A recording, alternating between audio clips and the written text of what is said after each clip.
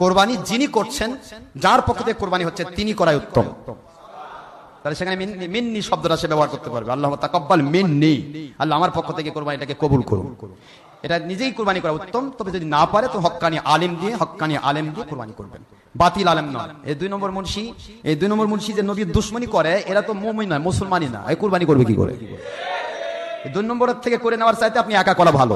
কিছুই না জানলে বিসমিল্লাহি আল্লাহু আকবার, কি ঠিক আছে না? বিসমিল্লাহি আল্লাহু আকবার বলে কোরবানি দিয়ে দিবেন, আমার মালিক কবুল করে নেবেন। কিছুই জানেন না। আর দোয়া তো সবই আমাদের কিতাবে দেওয়া আছে, দোয়াগুলো মুখস্থ করতে সময় লাগবে না। দোয়া কিছুই না, দোয়া করা তো ফরজ না।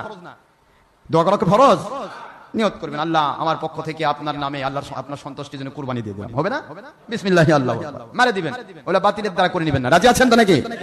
আমার মুরিদ যারা, তারা সবাই কোরবানি করতে পারবেন, নামাজ পড়াতে পারবেন, জানাজা নামাজ পড়াতে পারবেন, মুর্দা ধুতে পারবেন, কবরে নামাতে পারবেন, নামাজ পড়াতে পারবেন, আপনি তারাবি পড়াতে পারবেন, সব আপনাকে পড়াতে হবে। ঠিক না ঠিক জোরে বলুন।